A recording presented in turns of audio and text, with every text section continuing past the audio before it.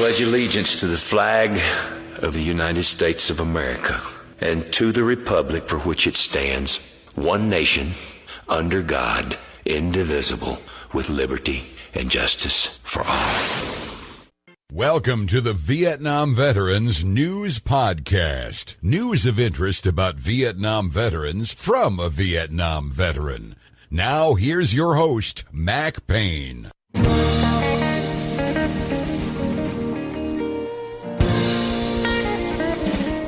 This is Mac Payne here with episode 17903 of the Vietnam Veteran News Podcast. News about the Vietnam War and the brave veterans who served there, as told to you by yours truly, a Vietnam veteran. This episode is brought to you by Legacy Staffs, which are crafted by the Brazos Walking Stick Company out in beautiful Waco, Texas.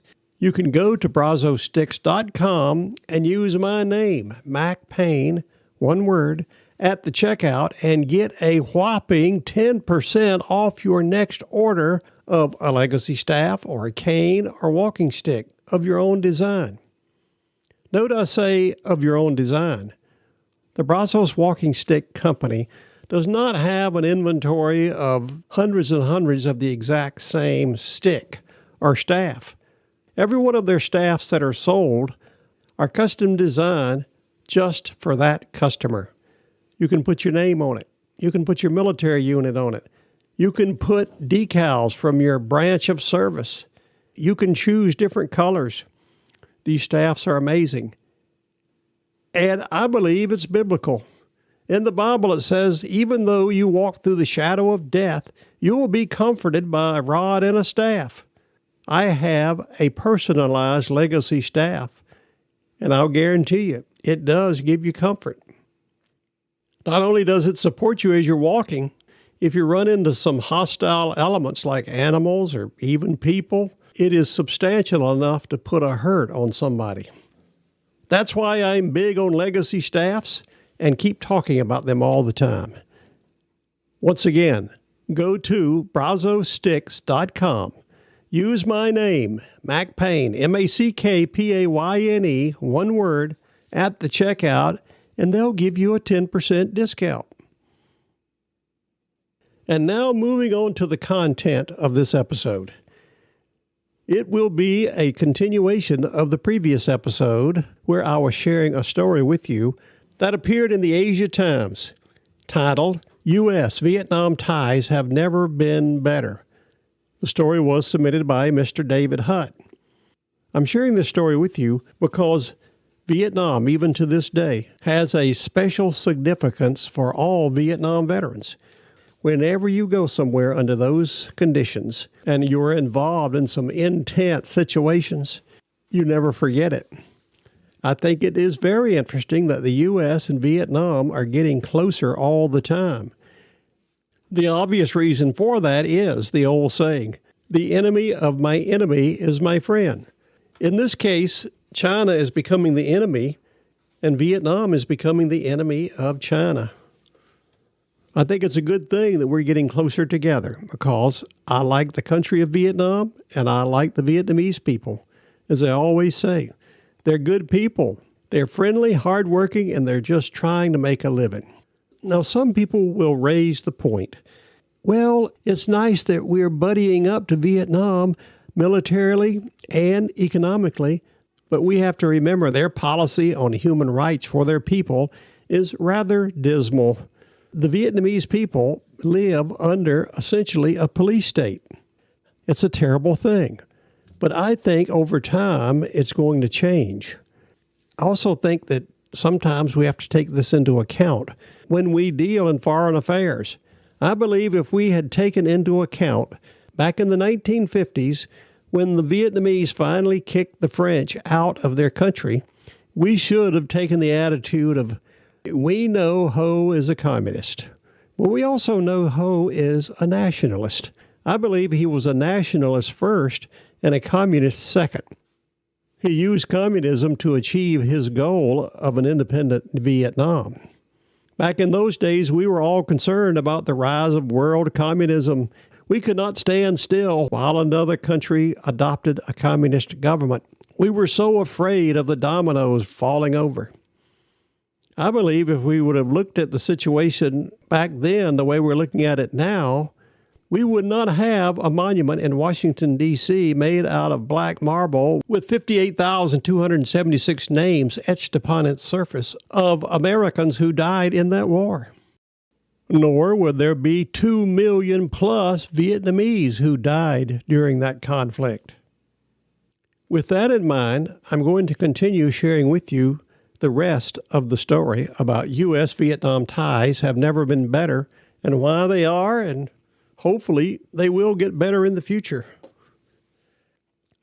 I think you would have a hard time finding another country to go along with in this world today when times get rough. Those Vietnamese are smart and they're tenacious and they'll fight to the last man. Those are the kind of people you want on your side. Without any further ado, let's get on with the rest of this article about the U.S. and Vietnam buddying up together to make it in this new world we are living in today. Continuing. As for Vietnamese officials, they are building a strategic trust between the two countries and they want to engage the U.S. more in the South China Sea. Nguyen Phan Trong of the University of Social Sciences and Humanities in Ho Chi Minh City told Voice of America in March, "I think that in the future, Vietnam will be more welcoming of U.S. naval ships." You got that? It won't be long before Cam Ranh Bay is loaded up with the U.S. Navy again like it was back in the 60s. Personally, I know Cam Ranh Bay is a wonderful place. I went into Vietnam through Cam Ranh Bay once, and I departed Vietnam through Cam Ranh Bay twice. I would love to see that harbor filled up with U.S. naval ships, which probably will happen in the future. Continuing. U.S. support has also helped Hanoi to become a primary interlocutor of Asian affairs in recent years.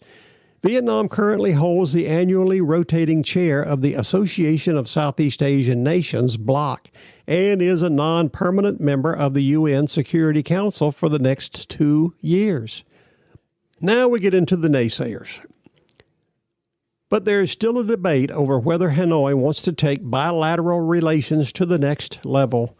Currently, U.S.-Vietnam ties are classified only as a comprehensive partnership compared to Vietnam's more impressive comprehensive strategic cooperative partnership with China, an ideological brethren of Hanoi. Last year, Communist Party Chief Trong was supposed to visit Washington, but his trip was put off, mostly probably because of ill health, after he is thought to have suffered a stroke months earlier. That'll definitely put a kink in your plans if you have a stroke. Continuing. It was speculated at the time that the Vietnamese leader would have boosted bilateral relations to a strategic partnership, a clear sign that the two sides see eye to eye on China's rise. Trong is expected to visit Washington when travel resumes following the COVID-19 '84 pandemic, a high-level visit at which the two sides' partnership would likely be upgraded. Our growing security and defense relationships reflect the fact that our security interests are very much alike, U.S. Ambassador Crittenbrink told media over the weekend. We are more interested in expanding the cooperation between our two militaries and advancing our work together on shared security priorities on the East Sea or in the Mekong Delta and even the Korean Peninsula, he added. Yet, despite the expressed bon mots, by the way, a bon mot is a witty remark, and perceptions of Vietnam as America's closest ally in Southeast Asia, relations are still troubled in areas. Hanoi is still trying to play a balancing act between the U.S. and China without jumping fully into one camp or the other and still purporting amity with both. I got news for you. That's the way it's done in world affairs. You've got to be careful and you've got to be diplomatic. Continuing. Writing in China's Communist Party-affiliated Global Times in March, Cheng Han-ping of Nanking University commented, "The U.S. and Vietnam have extremely different ideologies, and they have had many disputes on human rights, democracy, and freedom of public opinion. This cannot be suddenly changed upon finding a similar strategic objective." It's always a naysayer. That sounds like something a Democrat would say about President Trump. Continuing, he went on, "The U.S.-Vietnam partnership would be nothing like the partnerships the U.S. has with Japan, South Korea, and even the Philippines. Indeed, maybe the relationship's greatest challenge will be how both sides avoid sensitive topics like human rights and democracy," says Derek Grossman, a senior defense analyst at the RAND Corporation, a Washington-based think tank. That must be good to get a job in a think tank. You just sit around all day and think. Wonder how the pay is in one of those think tanks. Continuing.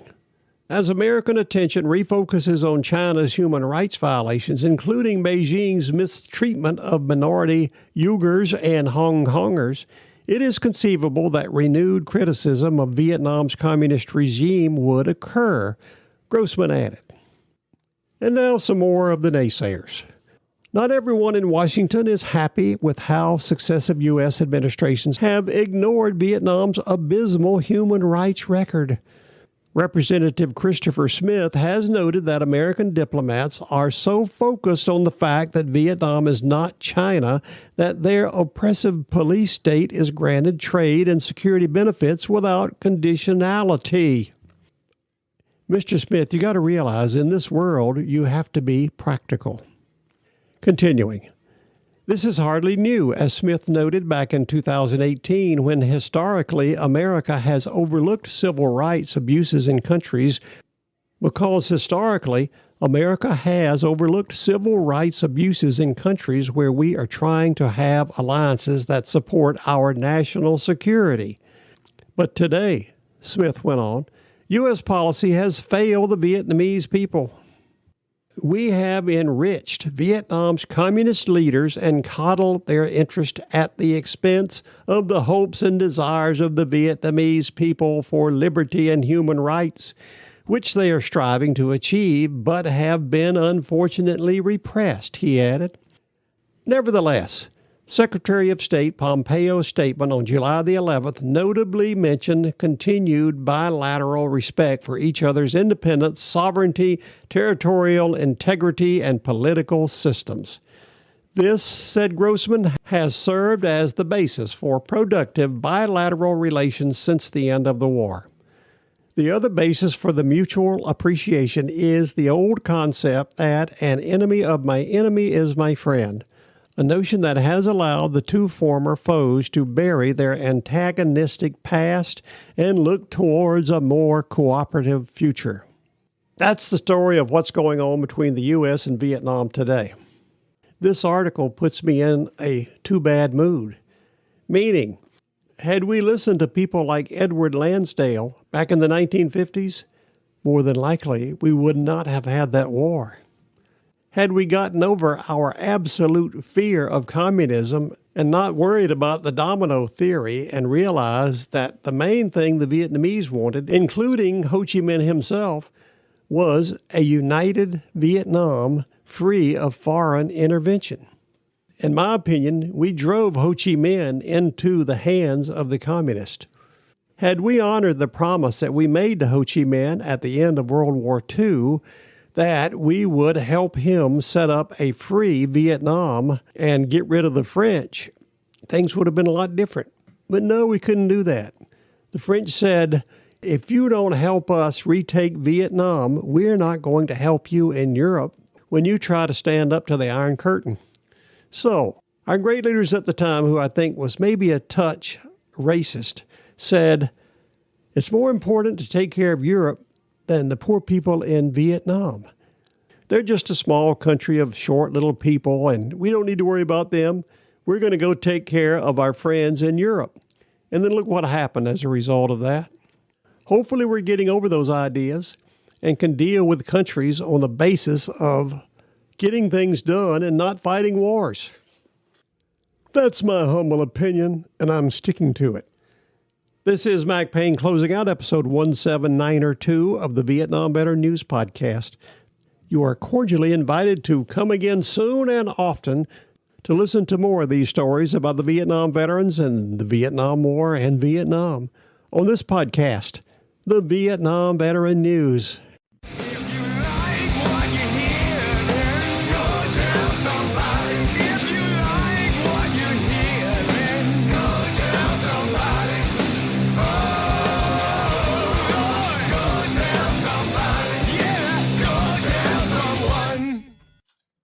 How about that? Ain't that a mess?